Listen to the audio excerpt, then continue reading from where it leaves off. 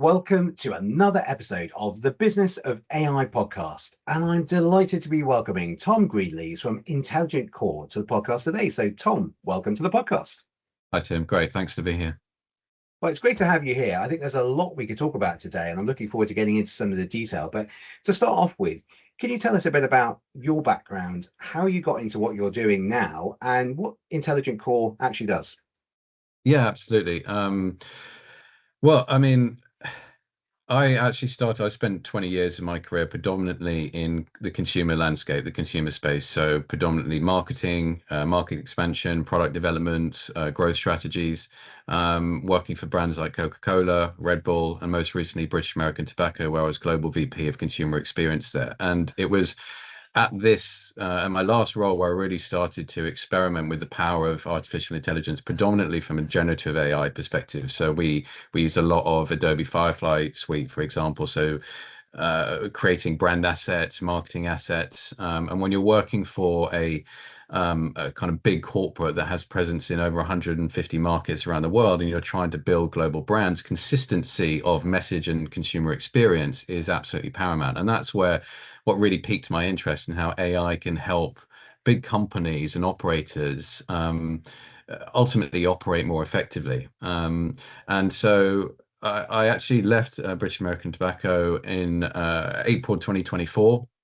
And I kind of took the chance to re-educate myself. So I went back to Oxford University, did an executive diploma in artificial intelligence with a focus on heavy industry. And it was during my time there that I connected with my now co-founders, Adam Gillis and Robert Gervin, both of whom have deep experience in heavy industry. Adam in particular spent 20 years working for major oil and gas operators like Exxon, Swire, Pioneer, Deep Blue. So he really understood the kind of challenges, but I think more excitingly, the opportunities that heavy industry, in particular oil and gas, provides for AI to make real meaningful impact. And so that's really where the Intelligent Core journey began. Amazing. And at UKAI, we often look at the whole energy, the importance of energy, and how we can actually ensure that the UK is using energy sustainably, but also as an AI industry that we are building the infrastructure to be able to connect that energy into the data centers, which are going to power all of the businesses which are using AI. So I think this whole sector is critical to understand that. One of the areas which I think is less understood is how AI can be used to optimize some of those grids and to improve the processes. But I know this is an area that you've been working on in heavy industry with oil and gas. So could you sort of help us to understand more around why some of these industrial projects fail and how to make them scale? Yeah, look, I think it's a really good question. And I think ultimately it goes back to the legacy and of a lot of how these operators were set up. So I would say there are kind of several reasons why a lot of them fail. I would kind of choose to highlight 5 in particular. I think the first is lack of operational ownership, right? So a lot of the time currently AI pilots are sponsored by innovation, strategy, or digital teams. Now, whilst those teams are really important, they're not always the people who own the operational problem. If the person responsible for uptime, cost, safety, or compliance is not directly involved with any potential pilot, that's really the starting point of where these pilots can become disconnected from reality. The second reason is, I guess, misaligned incentives. So a lot of organizations who we speak to say they want transformation. Okay, they say they want change, but ultimately leaders, and it's funny, I did a LinkedIn post on this the other day, but leaders are still rewarded on short-term cost control. Okay, and if those incentives are only tied to quarterly cost reduction, then anything that requires kind of process change or requires new workflows or upfront investment can look risky. And you can't really ask people to transform the operating model whilst rewarding them only for protecting the current one. And so, there's a kind of paradigm shift that needs to be taken at that sort of level to change who owns those pilots ultimately. The third is data fragmentation. This will be a massive one. I'm sure a lot of your community will be watching this, will be familiar that it's a common challenge across a lot of different industries, but it's highlighted within predominantly heavy industry and oil and gas, because a lot of them are businesses of asset acquisition. Predominantly. So industrial data is really messy. It can sit in SCADA systems, it can sit in DCS systems, maintenance platforms, spreadsheets, sensor contracts, sensors, contractor reports, and a lot of the time, actually, sometimes just in people's heads. So, a lot of AI solutions actually assume clean data, but the real world and the reality is that it's not clean. Okay, and the real world is not clean itself. And so that's why at Intelligent Core, as part of our service offering, we offer not just software, but integrated hardware solutions that allow us to plug those data gaps that a lot of our customers and operators have through sensor packages and our long range drones. And that allows us to plug those missing, or plug those blind spots that operators just can't see. The fourth is probably workflow failure. So whilst AI might generate a prediction, who then acts on it? Who owns it? When do they act? What authority do they have to act? And how does it change the kind of shift meeting or the maintenance schedule, the field inspection plan? If those questions aren't answered effectively, that insight just becomes another, piece of insight that's sat in a dashboard somewhere. It doesn't become action. Okay, and that action is where the value really becomes, really starts to deliver impact. And the fifth and finally is lack of trust, right? Field teams, they have experience. They know when something looks wrong. If AI is presented as a black box that tells them what to do, they're naturally going to be skeptical. Okay, so you really have to earn that trust. You have to show evidence.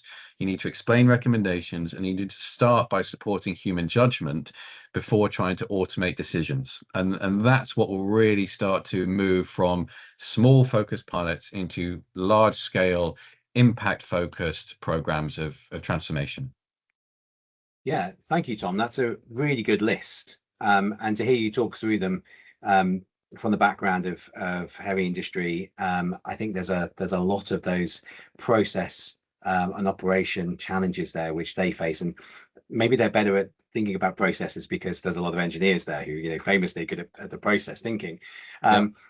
But the same challenges are very evident in all organizations who are trying to go through this AI transformation process, but maybe they're not thinking about it in quite the same process-led way. I think there's so many things I'd love to sort of ask you about here, but I think I'm going to go with the question around the misaligned incentives, because that was a really good insight there. Because what we often see, you're right, is that people are acting out of fear or FOMO or some sort of short-term need, and often that's the C-suite, because they'll see the competitors doing something else and there's immediate pressure to catch them up, and they will then drive or request some change to happen, and then everyone else also acts out of a bit of fear because the boss has told them to do it, sort of thing. Within a large organization, though, you then also have what you were talking about, those metrics, those targets which each team has, and we've all been in the organizations we've worked in, we've all had KPIs that we're trying to hit that will lead to some sort of incentive as well. So I can kind of understand why people are reluctant to change for those metrics, because it might mean they're not going to get their bonus, or they're not going to get that promotion or whatever. So how do you actually start to change that? Because to use the oil tanker analogy, changing the culture in the organization is going to be hard, particularly in some of the organizations you mentioned. Look, I think it's a really good question, and I think a lot of leaders at the moment are struggling with the answer to that question. I think ultimately it comes down to reframing of I think what are known quantities, right? So let me give you an example. So instead of saying the targets are based on cost cutting, right, that same premise can be articulated through value creation. Right. And as soon as you reframe it within the context of value creation, you start to be able to open up more KPIs and measurable metrics that will align much more deeply with successful AI pilots. Okay, so things like reducing staff downtime, for example, right? Or, making sure capacity of the staff is fully utilized. Those are, through one lens, they can effectively be, cost cutting views. Viewed through another lens, you're creating value, right? Value to the company. And actually the long-term value of shifting to value creation means that those cost cutting measures are going to be permanent, not temporary. Okay. So then the question becomes, it starts with the problem. It never starts with the technology ever. Successful pilots will always start with the problem, the pain points. What is the operational pain? How much does it cost? Who owns it? What happens today? What decision would we like to improve? And then you start to define success in those measurable terms, so the value creation terms. So these could be things like reduced downtime, lower chemical spend, fewer truck rolls, fewer emergency call-outs for repair teams, faster leak detection, for example, for oil and gas companies, better asset utilization, lower energy use is a big one, reduce compliance risk. All of those will have cost impacts, right? But you start to add those KPIs into some of these pilots. That's where you start to see actually the impact that AI can deliver. Okay, so first thing is starting with that problem. Second thing is defining those success in measurable terms. Then you need to design the pilot around the workflow. Okay, so who sees the output? What does the recommendation look like? What does the operator do with it? And most importantly, is it integrated into an existing system? Okay, so those are the questions you need to be asking. And I guess third and finally, you need to be thinking about a route to scale from the beginning. Okay, so I think too many pilots now that we see are designed as demonstrations ultimately.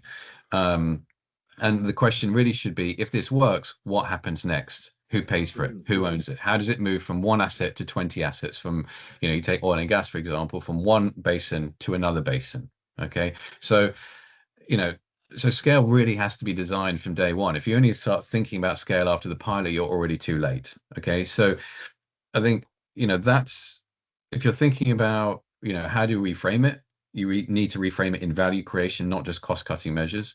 And then in terms of what success looks like as a pilot, as I said, you need to be looking at it holistically as opposed to in isolation, and actually create a roadmap from pilot to scale, and understanding. And this is one of the things that we did at Intelligent Core when we were building our product. Our product is not built by researchers. Okay, everyone in the team has domain experience in heavy industry, and we worked very closely with some of our customer engineers in the Permian Basin, VP of operations, in the field, to really understand what do they want to see, how do they need to see it, and what actions do they need to take. So what we've delivered is not just another dashboard, it's this kind of operational layer that sits on top of what they're currently doing that gives them that control. And that's where impact really starts to be seen more effectively and more quickly. Yeah. Thank you for expanding on that. That's really interesting to see. And I think the thing you said around designing it as a demo, I think that is a really key insight there, because so often people will be thinking in that, again, very short-term way about just being able to prove something. And it's important to design the pilot correctly and think about that a lot. But the point you made was actually, if you're not thinking about the longer term, how you actually scale it, and not designing that in, that's going to have a massive impact, and then that will lead to the short-term pilotism. I'm sure there's a better way of putting it, but we know there's all those stats which are kicking around about how many pilots fail, etc., and that's probably why. But also wanted to expand on what you said around the action, because that was also really interesting as well. The workflow failure, as you called it, the fact that you need to actually have someone who owns it, who can actually take it forward, because I think we've a lot of us would have all been there where we've seen a strategy slide deck. This is the strategy, but then when it kind of actually gets out into the organization, what reason do people have to pick it up and to drive it and to make it theirs? If they don't have an ownership, if they have the KPIs, they're not going to go and take it and actually drive it into action.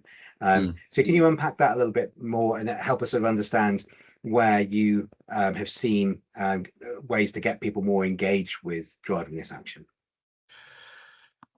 I think it's a really, really good question. I could talk about that for hours, to be honest with you, because it's such a broad topic. And I think there's a lot of I I think at the moment, if you were going on to LinkedIn, right, and you looked at LinkedIn just in general, or just in generally across all of the kind of news that is out there at the moment, you'd be forgiven for thinking that every man and his dog is deploying AI, right? And everybody's getting the benefit of it. You know, every company, if you haven't got it now, you're miles behind. Your competitors already have a step ahead of you.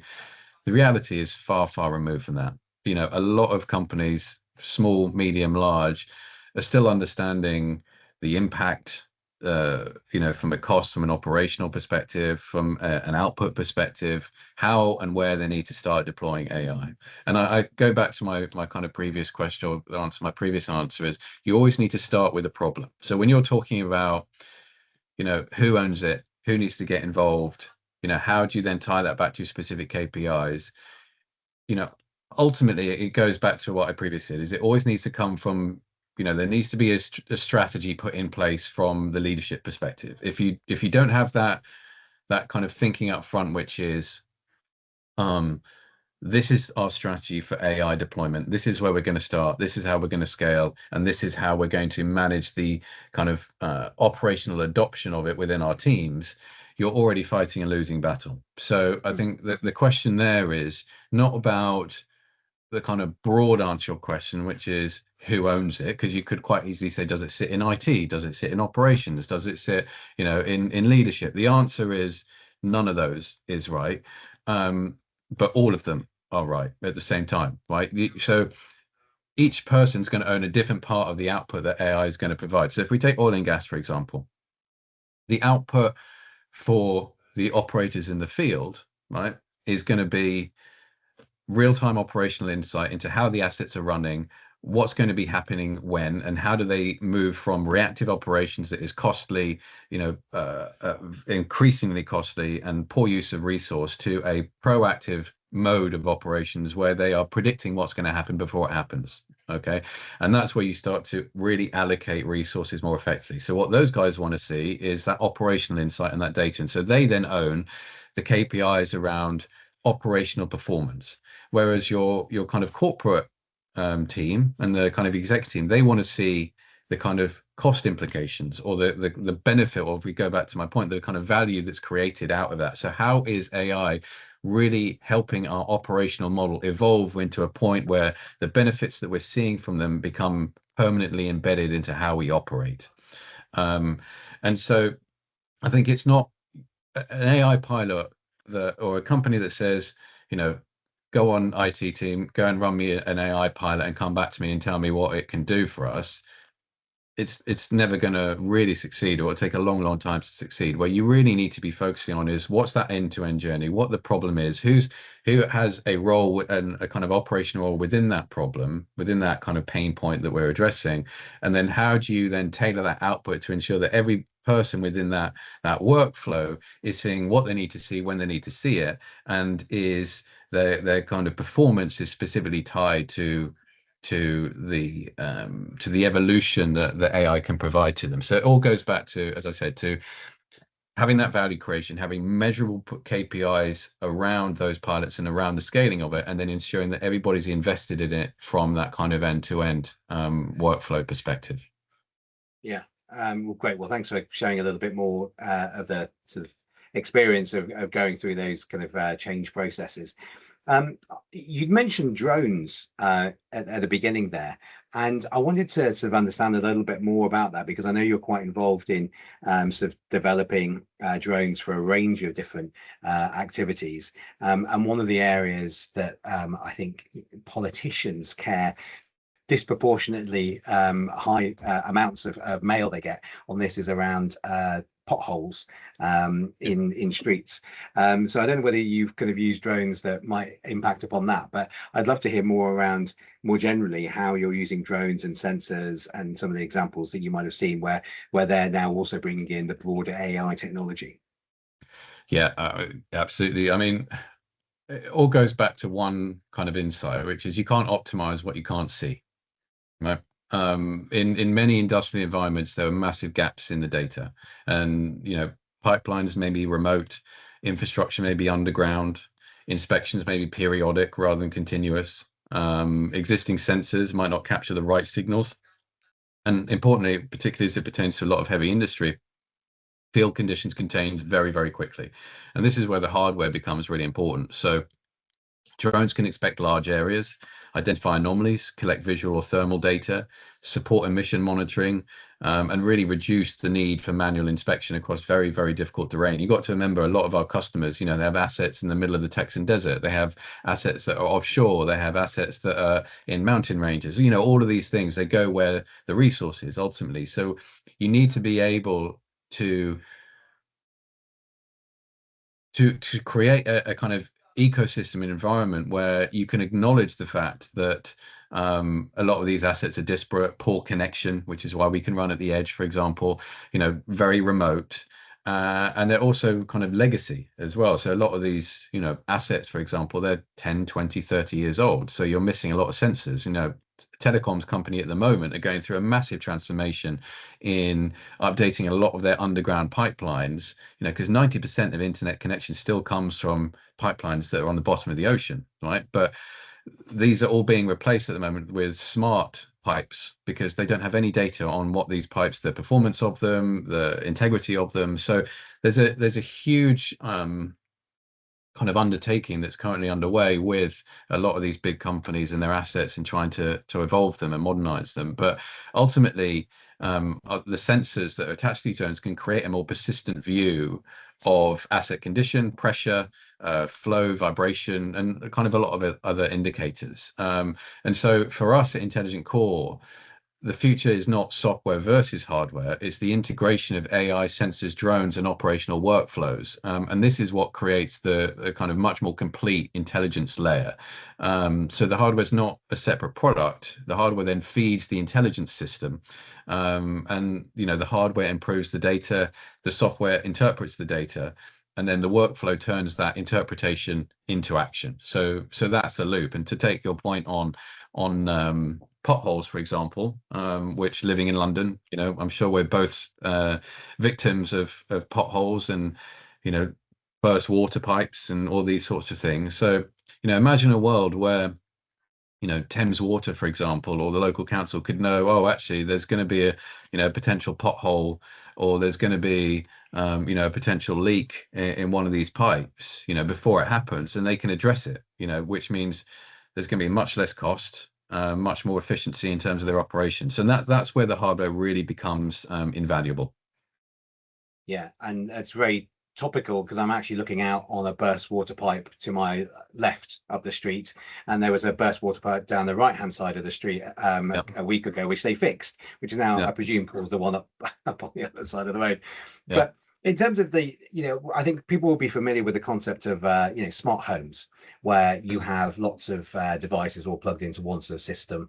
And now as we're starting to getting some of those more HVAC, so the ability to keep to monitor and optimize the environment and the air and the heat and all of those extra technologies, we're starting to see those fitting into the smart home as well. Is what you're seeing for industry, the big industry, is it sort of like a larger version of those smarter homes where things will, actually, I suppose, turn on and off different component parts to optimize and make it really efficient? Does that analogy work?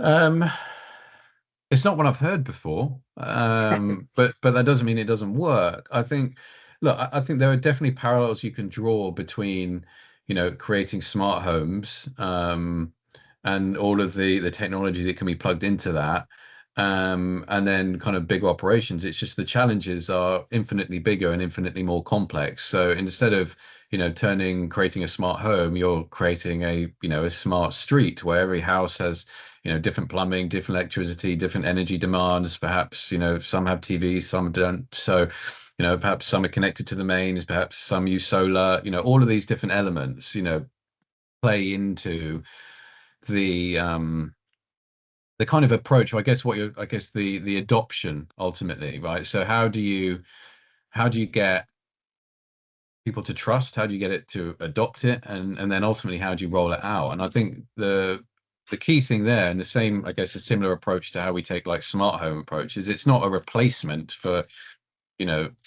light bulbs or something. A smart bulb isn't a replacement for an existing bulb in the sense that you don't need them anymore. It's more a tool that's going to help them see more, decide faster, and reduce unnecessary work.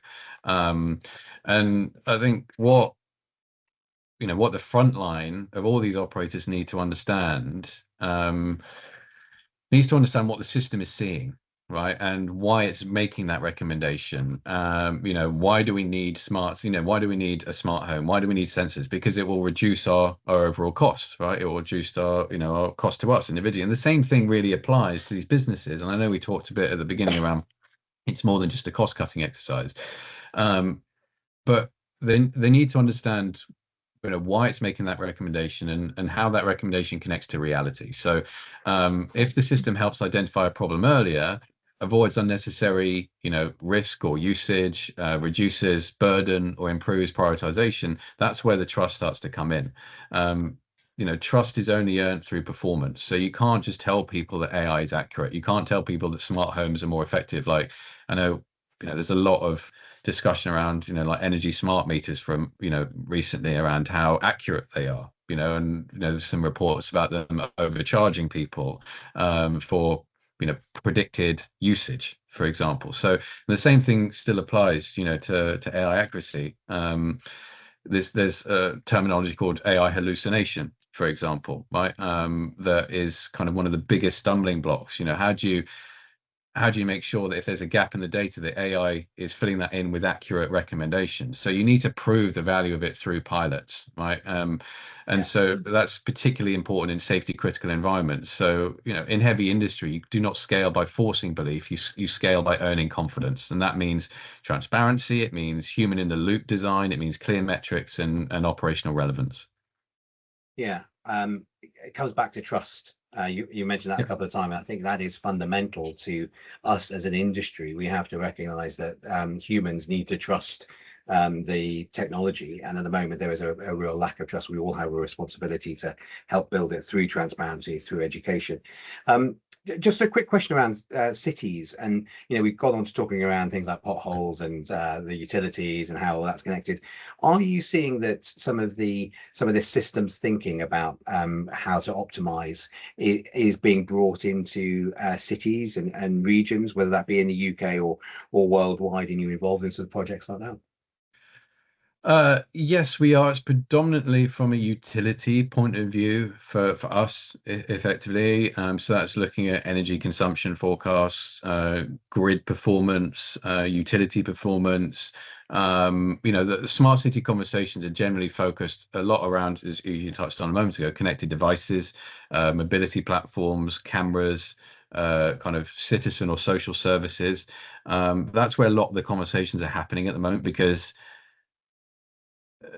they're the least complex, let's say that. But the opportunity for smart cities is a lot deeper than that. Can city infrastructure, or can the city predict infrastructure failure before it happens? We take our burst water pipe example. Can it optimize energy, water, waste, transport dynamically? You're seeing a lot in San Francisco at the moment with driverless cars and driverless taxis, all these sorts of things. Smart trains. There's a lot going on, particularly in Silicon Valley with this sort of stuff. And China is a whole different ball game. They are miles ahead of us, light years ahead of us in terms of how they are deploying AI across their smart cities. So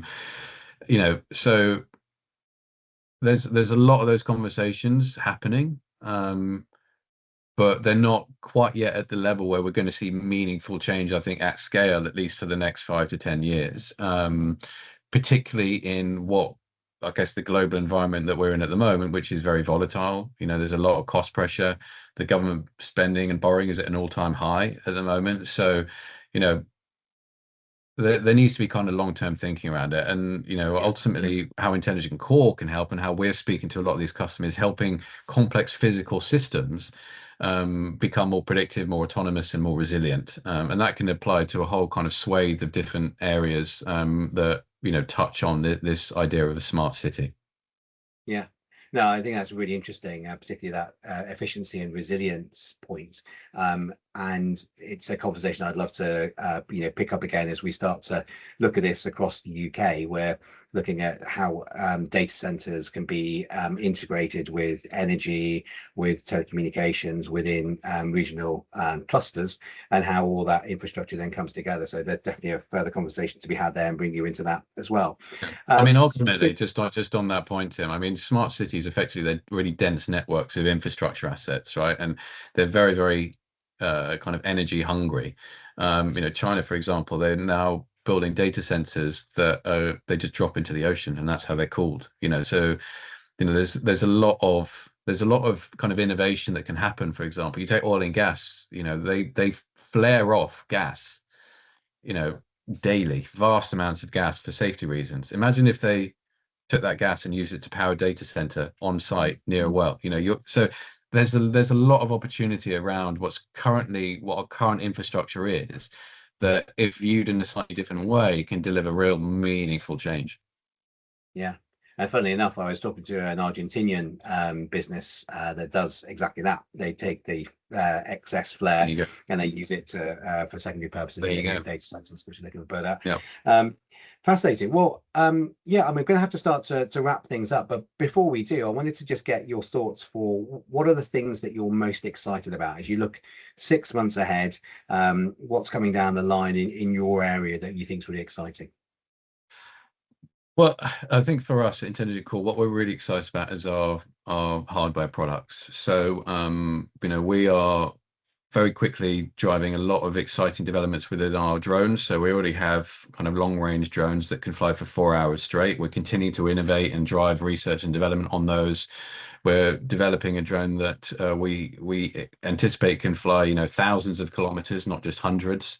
We're looking at our sensor packages as well, and continuing to innovate and drive development within how we collect data, what forms of data we collect, and so we're, at Intelligent Core, we're really excited for the impact that our hardware is going to have. I think more generally, if you look at an industry at AI, I think what I'm most excited about is the kind of with great power comes great responsibility, right? And so, AI has huge opportunity to do very meaningful good to a lot of people in the world, I think, that fall beyond what we would consider developed nations. So I'm really excited to see how AI can really help support sustainable growth for businesses. And when I mean sustainable, I mean it in every sense of the word, both environmentally and commercially, but also how it can start to I think what's really important is that, from a government point of view, they use AI not as a chance to, cut costs, but as a chance to lift people up ultimately, and create better living standards for a lot of people, where previously they haven't invested into it because of cost requirements or investment or whatever it is. So I'm really excited for the future in terms of what it can bring to society, how it can lift people potentially out of poverty. But there's a lot of onus on regulators, on governments, to ensure that the frameworks are there to ensure that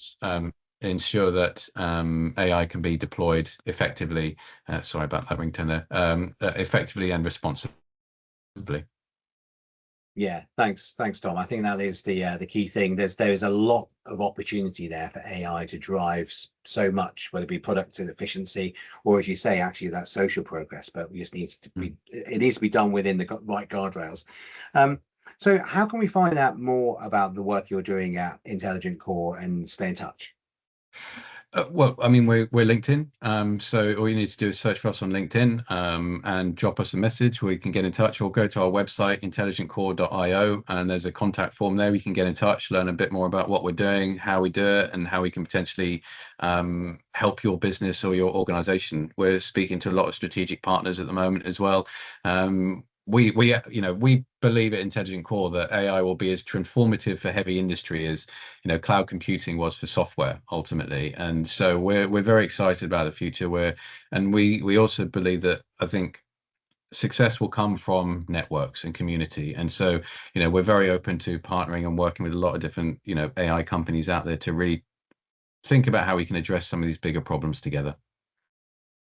Amazing. Well, we're looking forward to involving you in some of those conversations as well, because we've got many Yeah. members who are building all aspects of the AI tech stack. And I think there's a lot of partnerships and collaborations there, as well as some of the bigger players, the data centers and utility companies, and the local governments who are looking to actually use these sources. So plenty more to discuss. But no, it's been fascinating. Thank you so much for spending some time with us. And we've looked at quite a few different ways in which you're helping already to make heavy industry and the oil and gas industry better able to use the power of AI technology, but also some of those fundamental challenges. And I love that list of sort of up here that you gave earlier on of, the lack of operational ownership, the misaligned incentives, data fragmentation, workflow failure, lack of trust. Those are all really key insights. And I think they apply not just in this sector, but also right across all organizations going through that transformation. So it was great to have your insights there as well. So Tom, thank you very much for joining us today. Tim, it's been a real pleasure. Thanks for your time this morning.